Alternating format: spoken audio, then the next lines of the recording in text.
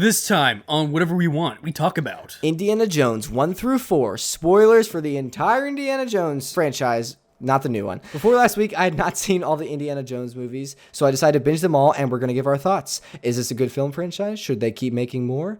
Which is the best? There are time codes down in the description if you'd like to jump around different points in the episode. We talk everything from face melts to interdimensional aliens. Enjoy! Kalima! Welcome back to Whatever We Want. We review content across all mediums and media, movies, TV shows, video games, and beyond to give you the most interesting behind-the-scenes insights, storytelling techniques, all that jazz, and more. We go over everything from Disney, Pixar, DC, Marvel. So without further ado, let's jump right into it. All right, Daniel, Indiana Jones, here we are. You I watched all of them for the first time. Finally got caught up. Yeah, so I realized as I was going through these that I had seen clips from a lot of these and like knew some of the beats. Like I had not seen like any of Kingdom of the Crystal Skull, except then the fridge scene happened. I was like, oh yeah, I've seen this because people make fun of it all the time. But yeah, I feel let's just talk about like Indiana Jones, like because the new one's coming out. I think I've seen all of Raiders before. I'd seen a good chunk of Temple of Doom, random clips, and then a little bit of Last Crusade, and then like none of what's it called? The last Skull? One, the bad one. I'm just gonna refer to it as. Crystal Skull is such a long name too. Like I feel like all the other ones have like short, cool abbreviations like Raiders, Temple of Doom, rolls off the tongue nice, like Last Crusade, and it's like Kingdom of the Crystal Skull. It's like it's too long, man. Like no, I agree. I mean, they kind of get a little bit of alliteration technically, but it's not even it's K and a C. Kingdom of the Crystal Skull. It's like K. It honestly, it sounds almost like the alliteration would be like KKK. Again, saying it's like a bad honestly, thing. Because of the K in the skull. Oh my god. Yeah, that's what I'm saying. Yeah. Wow, we're not even 2 minutes in. I've already compared an Indiana Jones movie to the KKK. We're off to a flying start. Okay. Oh my god. So to be fair, yeah, Jake. I mean, you just rewatched all these. Yeah, for the first time. I'm still a little bit funny on Last Crusade. I remember bits and pieces, but like I'm still really? solid on Lost Ark and Temple of Doom, dude. I can't believe. Okay, the people need to know this, Jake. There's so many times that we've been gaming, and like I like do something like you say like, Kalima. I've seen that before. I know that. Okay. That was one of the things I like have seen. But then one night you said like, yeah, I think I know where that's from. I'm like, no, I didn't say that. No, what happened was I told you I hadn't seen all the Indiana Jones movies, and you were like, so all those times I say Kalima, like you don't know, and then I immediately was like, no, I've seen that, but you like just didn't hear that and got in your head that like I just like was been lying to you for years, and that's been your like headcanon, even though that's not how it happened. Like we've had this conversation like 4 times each time. Okay, we're like, okay, but you've never seen it. It's fine. Okay. We're good. So what do you just think of like Indiana Jones, the character, like the franchise overall? I love the character overall. It's such an amazing idea of bringing somebody naturally as an archaeologist to go out on these crazy adventures. You know? It's a really cool idea. Yeah, sorry, you were saying. Yeah. Well, no, like, and plus, you know, what's wrong with the good old Harrison Ford, you know, ladies' man going about and, you know. Dude, he's got the freaking look. Using his whip, you know what I'm saying? I think the plan for this is like we're gonna kind of talk through some of the highlights, pros and cons maybe from each movie, then rank them all at the end, and kind of then predict and talk about like, do we need a 5th one? Like, do we need a 6th one? Like, are we hyped for like talk about all of that? So yeah, I mean, first off, we got Raiders of the Lost Ark that was released in 1981. It is this is a really good one, honestly. Dude. I said we were going to rank it at the end. This might be my favorite, honestly. I think it is. For me, it's between this one and Temple of Doom, but yeah. I will have some words for you then. Really? So I have some problems with Temple of Doom, and we'll get there. And I think it's also a unique perspective we have because I think you watched these when you were probably younger, a lot younger. Yeah. So you have like the nostalgia kind of factor. And don't even get me started on the Lego games, dude. Yeah, kicking in. Since this is like the first time I really like sitting down to like view this as a whole, I don't have like nostalgia attached to it, so I think I have more of an objective view to like look at it, not through a nostalgia lens. So we have different perspectives, which is something you've talked about a lot. We're like, we need different perspectives on the podcast. So you were saying, question though, yes, did you play the Lego games but you didn't watch the movies here? Yes, like, did you play these ones? So a lot of it was familiar. Like in the last in the Last Crusade, I was like, why is this like rat tunnel familiar? And I was like, oh, because that happened in the Lego game. Oh my god! You're like, man, I remember this being kind of different. The lighting is different. For some reason, things are more blocky in my head. Dude, I have a huge issue with the lighting of Indiana Jones that we'll get to again. But okay, so Raise the Lost Ark. It's a really good film, dude. Freaking Alfred Molina, that first like adventure with the idol is sick. And Alfred Molina, like Doc Ock himself is the companion in the beginning. It just sets up the tone so well, and it really follows like the show don't tell mentality of filmmaking. Like we don't hear the Indiana Jones is like this. Like if it started in the classroom and it was like, yeah, you just had this amazing adventure, like that wouldn't hit as hard as like actually seeing him like running away from this. Actually, just starting off right in the action. Yeah, the temple and the like boulder. It's great, and this is honestly like just such an iconic, you were saying, Harrison Ford look. Like, honestly, dude, that whoever this is the costume designer like deserves major props and like a promotion, whatever, because like that silhouette is iconic, like with the unique like brimmed hat with the whip on the side, like it's instantly recognizable. Like you don't really see that hat too many other places really, and it just fits so well within the period. It's like takes place in the 30s. Like it is just so sick. I feel like this year, if Indiana Jones does well, there's gonna be a lot of Indiana Jones for Halloween and a lot of Spider-Verse for Halloween. Oh, and honestly, I think it'd be cool to kind of like combine, maybe do like an Indiana Jones-esque Spider-Man. Miles with like one of his hats. Yeah, like the hat and the whip. And instead of thwips, he has whips. Oh my god, gosh, dude. Yeah. Yeah. So I don't know. No one steal that. I'm doing that.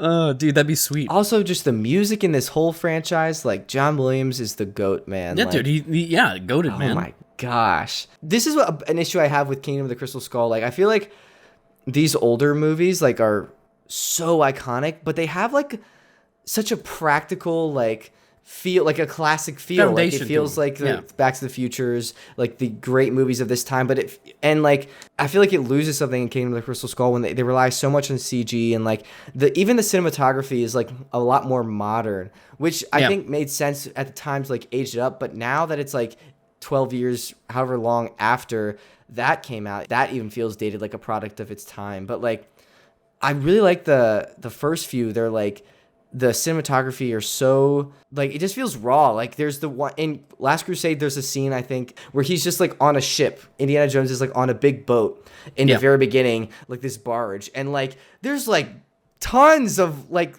literal tons of water, like actual water just being splashing, chucked at the whole set. And like the cameraman like feels like he can barely like stand up, and he's like trying to, and it just gives you this real sense of like, man, this is like intense, and like it's not shot perfectly because the cameraman and Indiana Jones are just trying to survive. It just feels really real. But like in Crystal Skull, like you just lose that, and like Shia LaBeouf's like swinging on vines. Like, what the heck is happening? But back to Raiders, like I really like just how they set up Indiana Jones as this like good guy, but he also has like loose morals. Like he just ruthlessly kills people. Like, hey, dude, you do what you gotta do to keep yourself going. You know. At the end of the guess day. they're Nazis. So. Yeah, they're Nazis. Yeah. Who cares? You know. Yeah, but I think he also like definitely some civilians probably got caught in the crossfire along the way. Oh no, definitely, dude, 100%. Are you kidding me? One of my favorite things about the character of Indiana Jones is like he's a really cool dude, but he's he's also an intellectual and like owns that. Like he is really freaking good at archaeology and is like a professor, and like that's a cool thing. Like I feel like a lot of movies, especially back in those days, like had these characters really locked into like their cliches where like it's like a nerdy professor kind of thing. Yeah, I really like that. This is a portrayal of a character. He's got both like book smart and smart and you don't have book smart. it's street smart. Yeah. Oh man. I really like that. Yeah, it shows that you can have both, and like both can be cool. Like if you're into being intelligent, if you're into learning, that's not a bad thing. I love that he is able to show that in the character. Yeah. Yeah, dude. Like it's so sick. Like what are your thoughts? Have you heard that theory that like I think it kind of became popularized like on the Big Bang Theory, but started in like some Reddit threads that like Indiana Jones has no impact on the actual events of Raiders of the Lost Ark? Dude, you showed me that on TikTok, something like that, and that genuinely pissed me off. Like if he's not in it, like nothing changes. Okay, because technically it would have just taken them longer to get to the Ark. Yeah, but the outcome would have been the same. But it would have been the same. Yeah, honestly, because they would have opened it. They would have. Yeah. Okay. But at the end of the day. Yeah. It's a good movie, okay? Yeah, well, because I think fight me on that. I don't know the whole thing, but like I think the idea is like some people argue like, oh well, they were digging in the wrong spot. Like Indiana Jones helped them find that. Well, the only reason they were digging in the wrong spot was because Indiana Jones like broke the staff. They would have found the staff and like found the right spot. So like Indiana Jones has like no impact on the events of the first movie, which like maybe it's not about that. Maybe that's like the message. Like don't get hung up on what your plan is. Like let things happen the way they're supposed to happen. It's okay if you can't control everything, you know? I mean, it's also kind of like, karma, if you think about it. Like, yeah, they're being Nazis, and in their whole pursuit of this, they, yeah. Well, if you think about it, the events of the first movie liquefy impact in Crystal Skull, he gets married to that love interest. So if they didn't have that adventure, Indiana Jones would never get married like 30 years later. So that's true. But take that. Okay. But to support their theory, Jones and Mary already knew each other, didn't they? Yeah, but would they have reconnected if it wasn't for... Well, I'm not saying that... Well, Shia LaBeouf never would have existed then, because I think he was conceived on that adventure. Or, like, shortly after, because of their connection they had on that adventure, you know? Okay, fair. Yeah. So Shia LaBeouf, you have Raiders to thank for your birth. For your not the character, little actor Shia LaBeouf. Was there anything you didn't like about the first one, about Raiders, besides that whole like plot hole thing? No, dude. I think the nice thing about Raiders was that it defined the character well, it kept the action up, and it kept the audience intrigued and in the spots where they feel like they're actually part of the adventure, which is like the biggest thing about these movies, right? And that's also where I feel like the fourth one like failed mostly. It was not along the lines of what you were saying. Is like, I don't know. It just doesn't. From what I remember from the fourth one, it's just like it wasn't an adventure that I felt like I was in. Yeah. You know. Yeah. Yeah, we'll get there. I think this might be a Disney Plus thing, but maybe or like an audio remastering thing. But like one of my cons was I could tell a lot of the dialogue was ADR. Like they recorded it after the fact, which like makes sense because like they're in the jungle, like on these in the desert, like doing crazy adventures. They can't probably get like great sound, so they're re-recording the dialogue later. But like I don't know if they did some enhancement when they put it on Disney Plus, but like it was very clear audio, but it just felt like that wasn't because it was so clear. Because this is definitely Harrison Ford in a sound booth, not like in the bottom of a temple right now. But it was only a few times. Start the plane. Yeah. It's just like, man, that's very clear. Dude, also speaking of the plane later in the movie, the with the big jacked guy, like I didn't realize this, but like that guy was also the big guy in the next movie. It's the same actor, and he was in Last Crusade, and there was a fight between him and Indy, but they cut that. But he is in it for like a second as he's like chasing the blimp in Last Crusade. Yeah. Also, I think it's really cool. George Lucas like helped co-write the story for this. Like I think we talked about that on one of our other TTTs. Like him and Spielberg kind of collabed on this, which is just like that's a powerful duo. Like when you collab, you pop out like Indiana Jones. Like, well, dude, that's freaking crazy. Power couple. Yeah. Why do you think this was considered like a classic? Like, it's all about the package, right? Mm-hmm. In totality, the package was there. The story, the character, the feel. Yeah. Right? Not to mention all the marketing too. Like I'm looking at the poster for like Raiders right now, just like the illustration work and all that. The poster is sick. Like it's amazing, dude. I think it really was ahead of its time. Yeah. Back then, like I was talking to my mom about this, and she was like, I remember seeing it, and like nothing had ever like come out like that before. Like I think honestly, like Star Wars, and then like this whole era, like I think honestly since Spielberg did Jaws, like that issued in a whole new era of blockbuster movies, and like so these were all like new ideas, like these blockbuster movies. I think that's really cool. I don't know if this exact movie was released today, like Raiders, if it would do as well, but that could just be like it's product of its time, you know. No, I agree with you. I don't know, that'd be tricky, but at the same time I feel like what we're saying, like these line of movies kind of they set a tone for what things could be. I feel you know. Yeah. All right, shall we jump into Temple of Doom? Yeah. So this was a few years later, 1984. But it's actually, I didn't realize this is a prequel to Raiders of the Lost Ark. So chronologically, it happens before Raiders. Yep. That's kind of cool. This time was also just a crazy era for Harrison Ford. Like I was looking up like all the movies he was in, and like from like 1977 to like 1984, he was just in hit after hit. So 77 was Star Wars: A New Hope. 79. So there was this missed year, but then 79 was Apocalypse Now. Then 1988 was a Star Wars Holiday Special, possibly the best one out of all of them. Also 1980 was Empire Strikes Back. 1981 was Raiders of the Lost Ark. 1982 was Blade Runner. 1983 was Return of the Jedi. And then 1984 was Temple of Doom. Like, bro, that is a solid string of a career right there. He, like, just even this one, he is such a good leading man, has a good leading man look. Like, dude, when his, like, sleeves came off in this one, I was about to act up, man. Like, I don't know what was happening. Oh, my God, dude. Oh, what's the love interest's name again in this one? I'm drawing a the blank really on her name. annoying one. I have no idea.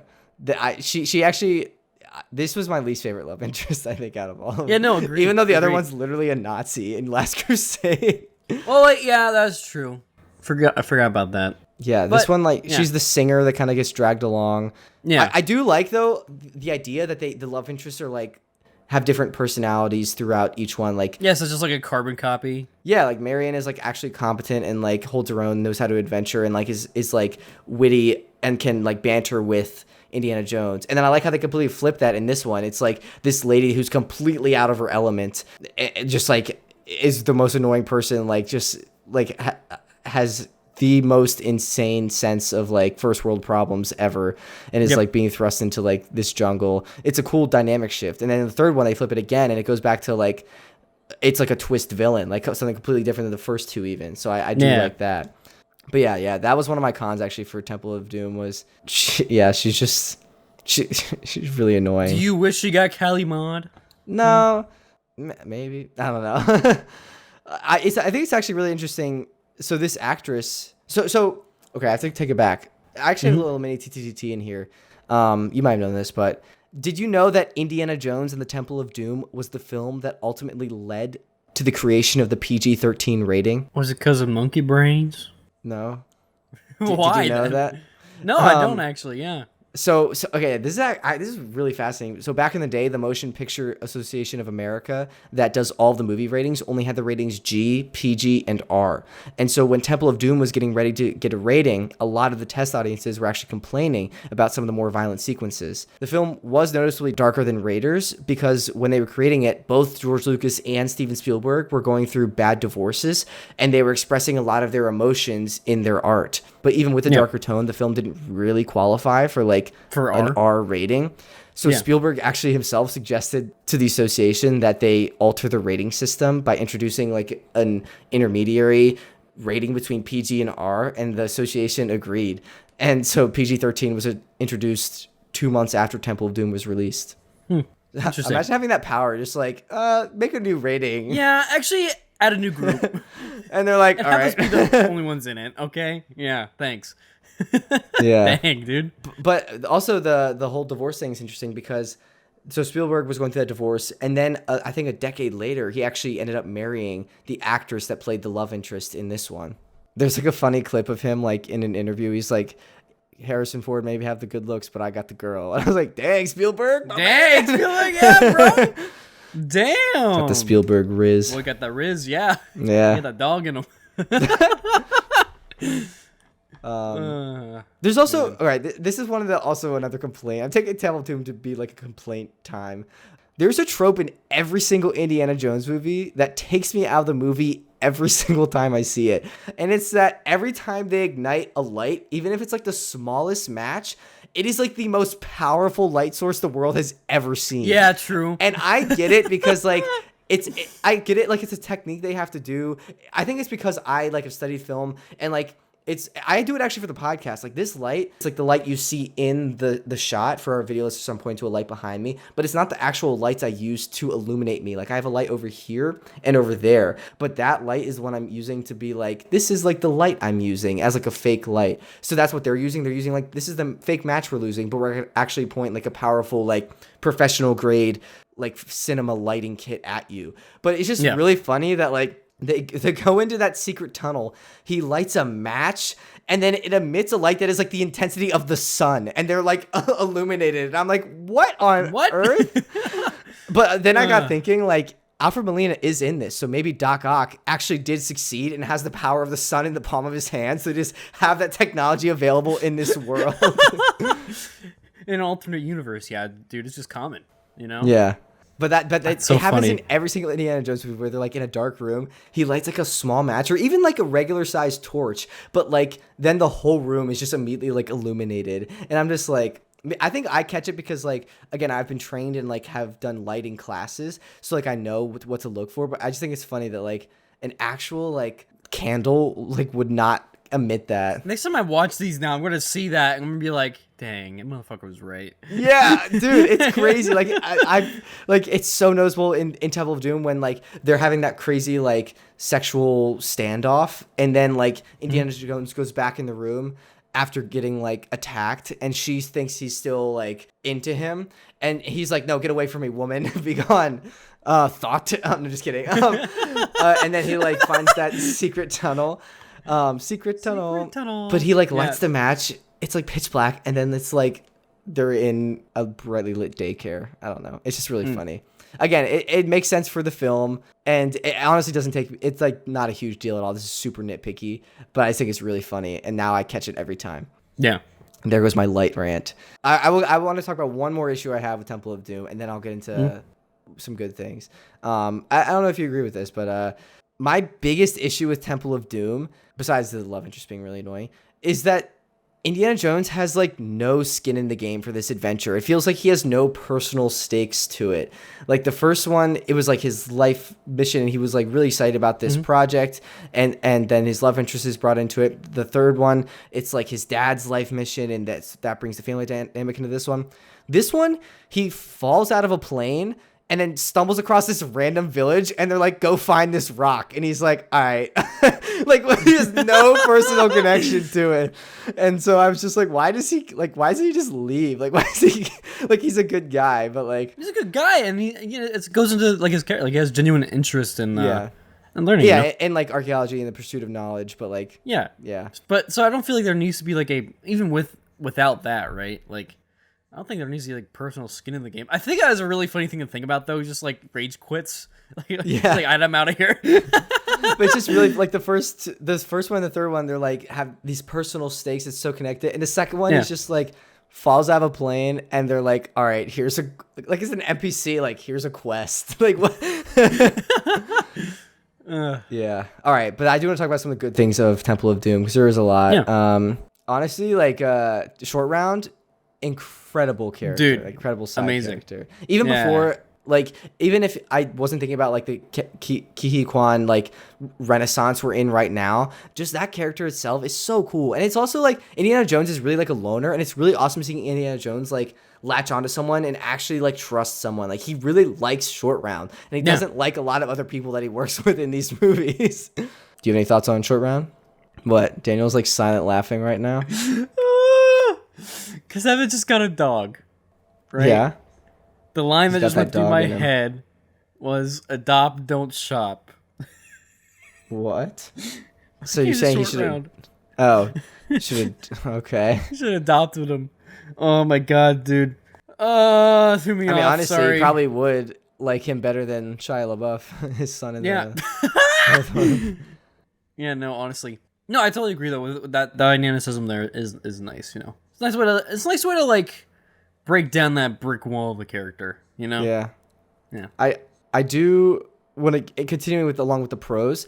The set pieces in this one are freaking so creative and phenomenal, so incredible. Dude. Like the whole bridge fight at the end, like it's awesome. The minecart chase like just keeps going. The mines themselves, and like the spike room in that like secret tunnel before that, like it's really, really good. There's some really cool behind the scenes also of like the miniatures they use for the wide shots and the minecart chase. You could see it's literally just like dolls of Indiana Jones in there. It's really funny. But yeah, those set pieces are really good. I think they had like a little more budget, and I think they put it into that this time, and it paid off. I really like the set pieces in this one. I will say this. And the action. when it comes to when I'm thinking of like the colors, right? That I remember each movie being in. When I came to the Lost Ark, obviously because like you're in the desert a lot and you're getting like a lot of like sand. Majority of the film I'm remembering as like a blue or yellow, right? Okay. In gradation. Temple of Doom, I feel like was definitely like a lot red. more red, and then And black. greens and blacks. Yeah, Green, I say you got greens for Christmas. like, for like no. For Temple like Doom was a jungle, Christmas stuff like movie confirmed. Added to the list. When does that take place? Actually, I want to know if any of the Indiana Jones movies are Christmas movies. Temple of Doom. When does it take? Well, it's just gonna tell me like the year. The year, 1935. Yeah. Okay. Well, maybe he was. You know, maybe. I bet you we could argue that all of these movies are Christmas movies because Indiana Jones is a professor. What is the only time the professors have time a period off. of time off that he could go on this adventure? Christmas, dude. Indiana Jones movies are all Christmas movies, confirmed. Yeah, I'm going with that headcanon. Where is he at in the beginning of Doom? What was he in Japan or was that China? No, it was Chinese. So maybe he was on Christmas vacation. But no, here's why I'm bringing this up because it was raining. It's raining. Oh, when is the raining season? Where does Temple of Doom start? Dude, my Shanghai. brain. I might be big brain here. It's Shanghai. When Do is they the get snow? When is the rainy season? Shanghai. It's June through September. Dang it! Sorry. Does it? It still could rain in December, you know. That is true. That is true. Yeah, but June through September, when would Indiana Jones go on that adventure? He'd probably be teaching summer classes, you know? When? Summer classes? Yeah. Why would he be teaching summer classes? Because I'm trying to make it canon that he teaches all year round except for Christmas, Daniel. That's why. So that he can only be going on adventures. He's like, I need this, Daniel. I need this. Yeah. All right. Man. I'm going to have to rewatch again and look at if there's any hints that Christmas is coming. My last like slight complaint was or like con just I was thinking about was like he saves all those kids. That's not the con. Like that's a good thing. He saves all the kids from the mine. And then I was writing notes as I was watching this and I didn't know what happened at the end. So I was like, where do these kids go? Do they just go back into the jungle? Like, are they going to go back to that village? Like they're already really poor in that village. And then I said that as a joke. And then all the kids actually go back to that village. So like, these people are already really poor. They just added like 1,000 more mouths to feed. Like, is the stone gonna fix that somehow? Like, hold on, Jake. Are you saying that the antagonists were like right and they're like technical Thanos snapping of removing the children from the situation? I'm not saying that, but I'm just saying there's more like food for people. I'm just saying what is gonna happen. Like, are these people gonna starve? But like, I'm saying I see Thanos' point. I just don't understand like if he's going the right way about it. I hope the stone is gonna give them prosperity, but like, will it? Oh my god, Jake! You should just like, yeah. Actually, the bad guys had a point, man. They're giving people jobs. No, that's not what I was saying. They're giving people jobs, man. We're moving on to Last Crusade now. Released 1989. Yeah. This one you could see Harrison Ford finally start to age a bit. Which is fine. It's not like he's still like very in his prime at this point. It was actually interesting. Sean Connery and Harrison Ford are only 12 years apart, yet Sean Connery is playing like his dad in this, but in real life they're only 12 years difference in age, which is crazy. It's crazy. Yeah, Harrison Ford's actually older. I'm just kidding. That's completely not true. No. What do you think about the flashback scene in the beginning? Remind me, honestly, because I told you this is the one I'm blanking on. This is the one where, like, in the very beginning, it shows young Indiana Jones, how he gets, like, the Harrison Ford lip scar, how he gets his fear of snakes. Oh, snakes? Yeah. Yeah, and how he gets, like, the whip and stuff. Yeah. I thought it was pretty cool. It was nice seeing, like, the origins of him and, like, how he, you know, started down his little indie roots. It's also just a really fun other set piece. Again, like, I think it's, like, on a train. Like, it's a train heist. Like, another thing we haven't seen in Indiana Jones, but feels very, like... grounded and, like, would fit in that universe. Yes. Yeah. Good. Yeah, specific to that reality, the world of Indiana Jones, which I did like. This one also just had good set pieces. Like, it had that train in the beginning. It had the large boat, like I was talking about, the barge. And they go on, like, a blimp. And then, like, the Venice speedboat chase was honestly a highlight for me. Yeah, like, that speedboat chase was sick. And the propeller chopping up the boat, like... Yeah. That was just... Oh, my gosh. The blimp, honestly, kind of fell down a little bit for me. Because, like, a lot of the green screen was a little rough when they were in the air, but it was still all right. There was actually apparently in the blimp scene they filmed a lot of the close-ups. Sean Connery and Harrison Ford were both pantsless because it was so hot, and like I remember you telling me this. Yeah, they're just like didn't want to sweat. I just think that's funny. They were setting the trend for the Zoom users of the 21st century. No, the question is, Jake, do you think they're freeballing it, or were they just? I don't know. Imagine that. Not. just freeballing it next to your bro camera right up here. You're just like, yeah, we got to get this bird down. Yeah. Oh my gosh. I also really liked this new dynamic with like adding his dad in there, like, and that, like, because Harrison Ford, we see like he's super competent as Indiana Jones. Like Indiana Jones is like super good, but then you have to add this dynamic of like dragging your dad along with you on all these adventures, and his dad also just like doesn't approve of everything, and it's just a really fun dynamic. And those two actors work so well together. Like that dynamic is so good. I have a question for you. I love you, Daddy. Yeah. So I really like how in Indiana Jones it goes back, like I was saying, to how it's really cool that he's intelligent and like he's this action star, but he's also like a professor and really smart. And like an archaeologist, like he's an action star that's an archaeologist. Like who would think that would work well? I want to ask you, like, what other obscure / unsuspecting jobs would you think would be cool to do, like to have like an action adventure movie centered around? Like what other weird, obscure profession? Like in like cartoon, I'm thinking like Spider-Man instantly, like the sewers of like New York and all that, where it's like a whole another like practical like city down there. Yeah, it's like all the Imagine having a story to where it's the post-apocalyptic whatever world, but you're like one of the sewer manager guys, and you just go down there, dude. And you're just like, yeah, this is my city now. You just become the Underminer from The Incredibles. Yeah. Honestly, there's a theory that like The Incredibles, like I think in the Pixar theory, it's like they have slightly evolved, and that's why they're like evolving to have superpowers like mutating. And so maybe the apocalypse happened and like they mutated, and like the like last human alive is the Underminer. And there's something. I don't know. I think we just came up with the Underminer origin story. Dang, dude. I don't know. Dirty jobs just made me think about that, I think a tax collector going around like collecting taxes would be I think that would suck actually.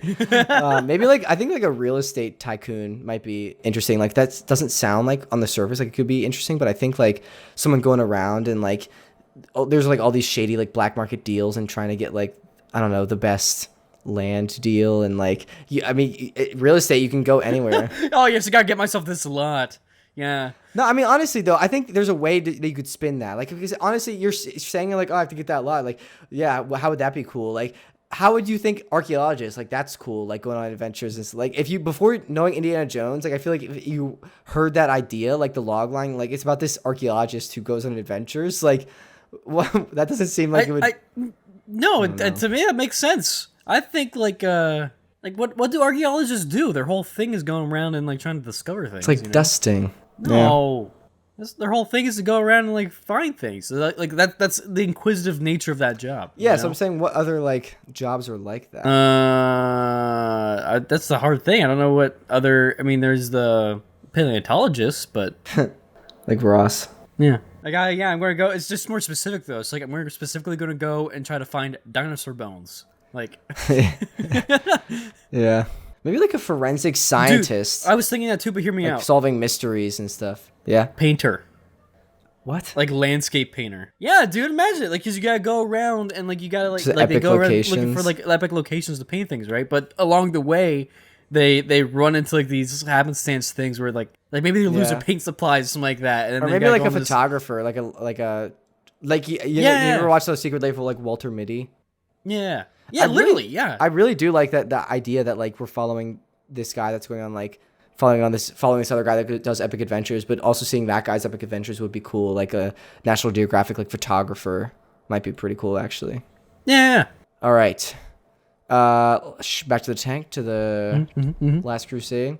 Oh, the rats. I have some interesting tidbits about the rats I looked up. So in Temple of Doom, not Temple of Doom, this one, Last Crusade, there's like a scene where they have to go through this secret tunnel again, and they have like an amazing light source again to go through this like sewer area, and there's like thousands of rats. And I looked it up because I was like, I don't know if I could do that, like filming that if I was Harrison Ford or the Nazi lady. But they specifically for this production bred 2,000 rats for this sequence of the movie, and they had to breed them because they couldn't use regular rats because they would have diseases. So they had to actually like raise rats from like birth. How long does that take? I don't know, but like I'm also thinking like that's like the cornfield from Interstellar. Like you don't get that. Like that's really cool that they're doing that like for the practical effects. And I'm also wondering like what do you do with 2,000 disease-free rats after like after the movie's done? Clinical. Oh yeah. But they actually what they did was, you know how in the scene they like burned all the rats? They just killed them all. I'm just kidding. They didn't. They actually... Like, all right, boys, now it's time. We get one shot at this. They specifically didn't. They actually used... In the scene where, like, the tunnel, like, erupts in flames, they actually used fake mechanical rats in that scene so they didn't actually harm the actual rats. Imagine that from the rats' perspective, though. Like they're like, oh, man, the machines are taking our jobs now. Oh my gosh, the AI rats are taking over. They like have a whole rat society, and they just make a movie about Terminator rats because they have that experience. Because they're there, yeah. According to the producer of the film, Robert Watts, actually said the rats received pristine care, and the water was warm so that not one rat was harmed. But also, like the water they use, like they say that in that scene, it's like a really like flammable liquid. Like that's how he gets the torch, and that's how also they like ignite the tunnel. There are definitely shots where you could just see the torch just dripping fire into that, and nothing happens, which is good. But I was just like, yeah, okay. This was really funny. Oh, I also want to shout out. There's like one shot. You have to rewatch it and look out for this. There's one shot when they get right outside like the temple right before they go in and get like the crucible, whatever it's called, the goblet. The Holy Grail? Yeah, that's it. They go in right before they go in. They're like all on their horses, like, and there's like shots of them each like majestically looking at it, and then it cuts like to the last guy who's also the same guy from the first one in like Egypt or wherever they were, and it's like all of them looking majestic, and then for this one, like the horse like bucks and is like his face gets in front of the camera, and it's like the weirdest like up angle, and you like see in his teeth, and he makes the goofiest like like face. No, dude, I know what you're talking about. Funny, yes. It's supposed to be this like majestic moment, and I just like lost it. I rewound it like 4 times and rewatched that. So everyone, go watch that. It's like towards the end of the movie. No, dude, you literally said that and instantly replayed in my brain. His teeth. Oh my god, dude. Yeah. Oh my gosh. I do like also how at the end, like his dad says his name for the first time and like chooses him over the Holy Grail, which is like his life work. And he's like Junior, like Indy, don't worry about it. Like get out. And I really do like that. Yeah. You have a good wholesome moment. Yeah. Also, the shot of, or there's a scene where at the end where he's talking about like his actual name. Like I think his name was like Henry or something like that. Is that his real name? Henry Indiana. And I think Indiana, they said was like his dog's name, like their family dog's name. It's actually kind of a meta joke because George Lucas's dog was named Indiana, which is why they called the character Indiana Jones. Originally. So I think that was a cool meta joke. Any last thoughts on Last Crusade? I wish I had more, but I don't, because I know what we're about to get into. Yeah, let's save some room for Kingdom of the Crystal Skull. It is the worst one, without a doubt. It's just terrible, dude. How many years was it? 20, like about 20. 20-year difference? Yeah. Because I think the last one came out 1989, and this one came out 2008, so 19 years. Dang, dude. Barely legal. Anyway. What? What they did to Indy here, because it was wrong. Ford was very legal. He was 64 at this time, which he does look very good for 64, but he's definitely like significantly older. Yeah. And like not in the prime indie age. Like it was really funny. Like in the first few, there's a lot of shots where like Indiana Jones is like really sweaty and grimy from going on adventures, and it's cool. It's like this rugged, good-looking guy, like good look for Indiana Jones. And after the first like sequence with it in the warehouse in Crystal Skull, like he is showing that look again. He's like really sweaty and like in this grimy shirt, but it's just like an old man that's sweaty. Like now, it's not like this rugged, good-looking young guy. And I was like, ugh, doesn't really hit the same Harrison Ford. I'm sorry. I mean, he still looks great, but You can't blame a brother for trying, yeah. And it's still Harrison Ford. But like also, yeah. I think I did mention this, but like I did mention this earlier, like how like the 2008 one, like the camera angles feel like more intense, like perfect, like too perfect compared to the other ones just felt like classics more. A lot of bad CG. Mm-hmm. I just think they took it too far, like the interdimensional beings and like the freaking UFO at the end and like Shia was swinging on vines. Like it's just like I know that Indiana Jones is like not the most realistic thing. Like that, like you brought this up to me the other night. Like the first one literally has like God coming out of the Ark, but like this one just felt like a step beyond that in my mind, and it was like too much. Like he survives a nuke in a fridge, like that iconic moment. Dude. You know what? Oh my god. I mean, people talk about it all the time, but dude, you know how much mush there would be in that fridge just off the G's? Yeah. From him crashing? Like, come on, dude. Like, and just like the fact they didn't get radiation because it was like a lead-lined fridge. Like, I think he should be radiated. I think Indiana Jones 5, all the radiation should just catch up with him at the end. He should just like collapse and like melt. That should be just like a new one. Mary. Yeah. Although it did lead to a cool shot of like Indiana Jones, like this iconic silhouette, like I was talking about, like the hat and the whip, just looking at a nuke, like mushroom cloud. That was cool. I feel like that was probably like the idea. They were like, we need to get to this. How do we get there? How do we get that? And they just poorly wrote how to get there. Okay, well, okay, team, I have this idea. Think of a fridge.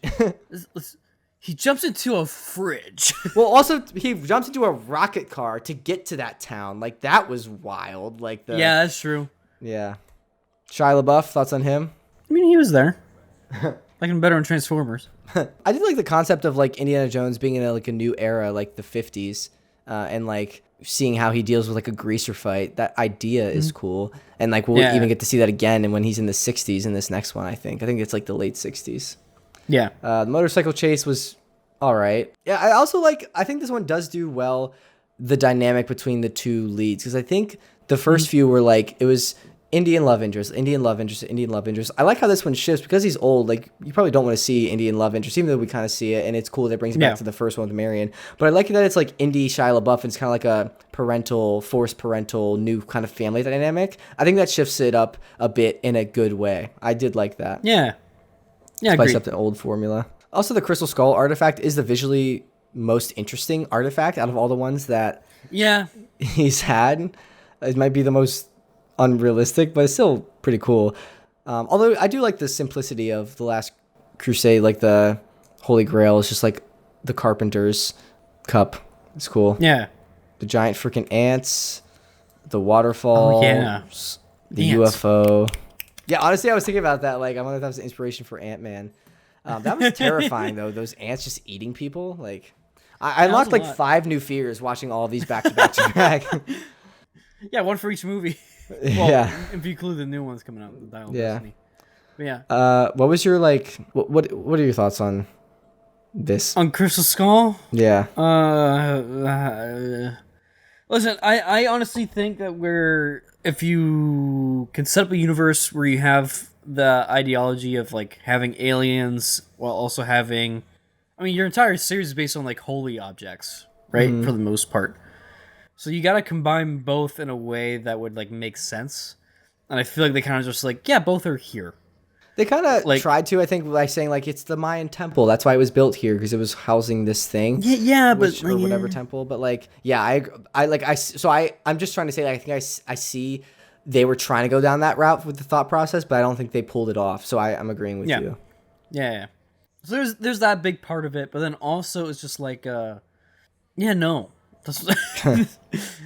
Oh man, like this one was like the fact that I remember this one more than 3 because of how bad it was. That's kind of sad, dude. Yeah, it's not a good thing. Yeah. he gets married and becomes Dean, so I do like that his character actually has some progression at the end, because like I actually in this one I was like giving them props. I was like, oh, he's like associated with the government now, like after he gets like survives the nuke and they're like cleaning him, testing him for radiation stuff, and then like the government's like really upset that they like he aided the like double agent, like triple agent, whatever, and then he was like, oh, you were a colonel and like he fought in these wars. I was like, oh, they like progressed his character. He's no longer like just a teacher. And then like I was like, that's cool. I like that they progressed it. And then it cuts to the next scene and he's like still a teacher. I'm like, oh, he's just in the exact same spot as where we like left him off. And I don't know. I kind of wish like, but they he progressed moved a little bit here.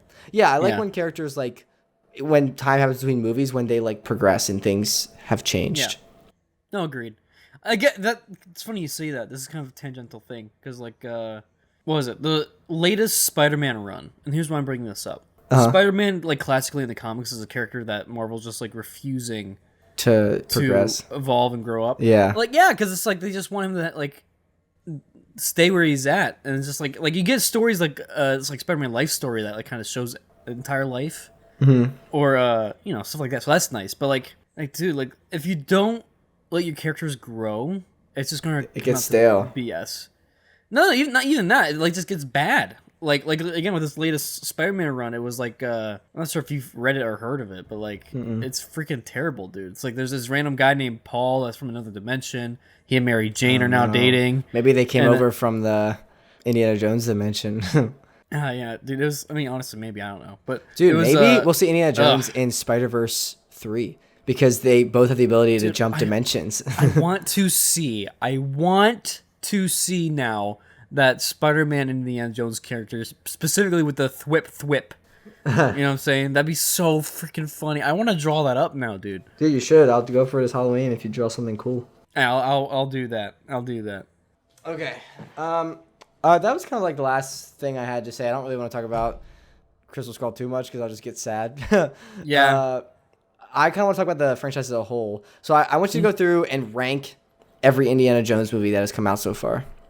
All right, so Crystal Skull's whatever is obviously the bottom. Yeah. I wish I could call it. I agree with that. Like, what happened, dude? Like, interdimensional beings, the vines. It's good that he gets married at the end. Yeah. But nah, man. It could have had promise. It could have been a legacy sequel. Honestly, I'm going to go just probably reverse order. I disagree, but I know your reasoning. I think you just don't remember Last Crusade as much, which is fine. And I think you just like Temple of Doom more. For me, Temple of Doom is lower because of the love interest is annoying, and Indy has zero like skin in the game, like no personal connection to this adventure. Yeah, but just falls out of the plane. Dude. Short round brings it up a lot. Like there's a huge gap between 4 and 3. But then so then it's Temple of Doom, then Last Crusade, because the Sean Connery like Indiana Jones dynamic is so freaking good. Yeah. And then Raiders is just iconic as the first one. It's definitive. But keep in mind, like the first 3 are like here's Crystal Skull, like down here, and then up here is like all the other ones, like right next to each other. Yeah. You know, they're very close. So what are you hoping like out of the 5th one? What do to you be at the very least somewhere in the middle? Yeah. But no, honestly, I kind of have good hopes for it. I feel like from what we've seen, it seems like it's actually bringing in a good vibe. And I'm just excited to see what they do with a de-aging, because like what it seems like they've done it very well. Yeah. From what we've seen. So do you think they'll do a 6th one? Dude, no. I kind of hope not. I hope they just let a good thing I feel like they die. might for money, but they should just let them. You know, they need to pass on the reins here if they're going to do that. All right. Yeah, honestly, they should like, because it's cool they set up like Indiana Jones and the blah blah blah blah. So they could like keep it in the same world, but just do a different character, like, and then call it like whatever that iconic character is, and give like a trilogy, kind of like James Bond, where they change Bond, but it's just like instead of calling it James Bond, you're changing the characters. So, like Indiana Jones was like the first one, then like they could keep going, and it could be like, I don't know, what's another cool name, like Des Ramon and the adventure of I don't know. Well, no, that's one thing I liked about the Uncharted series, which obviously drew a lot from Indiana Jones with Nathan Drake and all that. But because you have like a title that just call it Uncharted, right? You're able to have different stories with different characters based in that world. Like I know there's been like spin-off games with Chloe, which is like one of the love interests that Nate has. But then she eventually gets her own game and her own adventures and all that kind of stuff. So it's cool to be able to like see stuff like that. And I feel like, again, you could definitely do it with Indiana Jones, but it needs to also just be done right. So yeah. All right, ready to jump into the next segment? You have any last Indiana Jones minute thoughts? Did you say what your hopes were for this? I just hope it's all right. Again, I don't really have much connection into this because of nostalgia. So, like, I feel like it's a good series, but like, I feel like it was just like before my time kind of thing. I don't know. It's still really good, but like, I'm just not like too hung up. Like, I'm excited for it, definitely, but yeah. I feel like that's a bad excuse, Jake, because Star Wars was before our time. But like my dad grew me up on like had me watch Star Wars like growing up, and also the prequels were coming out in our time. So that is true. Okay. All right. Your bad argument was bad. Well, technically, we're still getting Indiana Jones. It's also still technically our time. No, it's not. All right.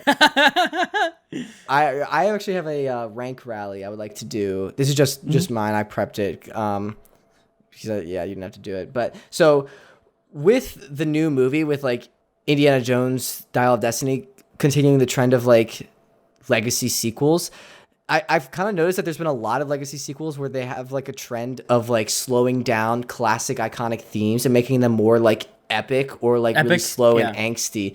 And I wanted to rank like my favorite iconic scores that they've done this for. Okay. So my number 4, and I'll try to edit in like some audio clips. Hopefully, it won't get like demonetized or anything, or not demonetized. We make money, but like taken down, copyright strict. But Daniel, I'm sending you the link. But if you go to that first one, I have is Jurassic World for my number 4. I do need to click it. I know that one. Yeah, I mean it's kind of slower, honestly. Like, but there's like an elegance to this one. And like the theme is really iconic. That the tone shift actually like sits with me very well. Yeah, dude. This next one is the Ghostbusters Afterlife theme. And this one I'm not really sure. So this is my number 3. My number 3 is the Ghostbusters Afterlife theme. And this one I'm not really sure if it's like a theme that they did or if this is like a fan theme, because I couldn't really find like a official trailer that was using this music. It's just like a bop, dude. Yeah. It's a really good spin on like the old, like making it epic. Yeah. And like, this is actually, I think, the only one on my list that's not a John Williams theme. So, good job to this composer. But yeah, I'm also still not sure if this is like a fan edit or whatever. My number 2 is actually Indiana Jones. Like, they do a really good job. Like, the horns, the French horns freaking eat on this remaster. The horns eat, dude. Yeah, they do. Yeah, so that's why that's my number 2. And, okay, my number 1 is, honestly, say what you will about Star Wars. Oh, Rise of Skywalker, huh? Say what you will about it. It's a bad movie, but the theme gives me goosebumps every time I listen to it. It's just the classic theme, remastered so beautifully. Like, this trailer music was... Oh, yeah. This is what we use in our... this is what we use in our, patron shoutouts. So like obviously I like this. Yeah, no, you're right, all dude. the time. Yeah. So yeah, I think that's the best legacy sequel music. That's my list though. Yeah. Too bad that the films couldn't keep up, but yeah. yeah. The music tried. Man. That was my rank rally. Ready to jump into patron shoutouts? Yeah, dude. Hit me with them. Keep Stars music again. Boosh! We got pitching Lori, Frank, Rick, Lisa, Evan, Tony. Thank you so much for pledging the tier. Thank you to the shout out. If you like the sports over on Patreon, like you saw in the description, you get the audio episode early. Plus, my physical works, legends, and more. Thank you seriously, sincerely to our Patreon supporters. We really appreciate you. Ready for cool comments? Yeah, what we got this time, dude? So, Josh McIntyre said on our Spider-Verse episode, not related, but have you guys seen the first 5 minutes of Secret Invasion? Marvel released a secret website with a passcode. Once you put it in, is a 5-minute video from Secret Invasion. Gives me chills. We are recording this before Secret Invasion comes out, but this episode is going to come out after the first episode of Secret Invasion has dropped, so I can legally say that I worked on Secret Invasion. So, you should check it out. Stay for the credits. Search for my name. It's either going to be Jake's Jake or double Jacob agent. Sar. Yeah, but yeah, so check it out. So like, I haven't seen the first 5 minutes of Secret Invasion, but I've seen a lot of Secret Invasion, and that's all I could say. This is the first Marvel credit since I was promoted to visual effects coordinator. And it was a huge show that I was very thankful to be a part of. I don't really want to say much else because I'm worried that Kevin Feige's outside my house right now with like a sniper. But yeah, I'm looking forward to seeing how if you are a Skrull and like you did something like the actual Jake because of the haircut, I'm gonna be mad. Yep. You're like, yeah, that's Daniel, yeah. And actually, not gonna lie, Jake usually tells me when he gets his haircut. You didn't say jack shit. Where is he? No, What'd you do? No, Daniel. I did tell you. I just told you like 3 weeks ago. I was like, can we record a different time this day? Yeah, no, you did. And you just forgot. No, I was just making I'm kidding. No, I know, I'm kidding. All right. You ready for the introduction? Yeah, tell me when. When? We just talk about what we want to talk about now. We're done. Thank you sincerely to everyone for listening. Really, really appreciate it. We'll be back next time. I think Indiana Jones comes out next week or like end of this week, but I'm out of town, so we will not be covering that next week. We might cover it down the road. Either next week we're going to be talking about, I don't know yet. It's either going to be like Elemental or we have a Kung Fu Panda episode that we have just recorded that might go out at that time with a special guest. Indiana Jones franchise as a whole, very solid. Thank you, Steven Spielberg, for creating that. What an iconic filmmaker, dude. All right, see you next time. Goodbye. Bye.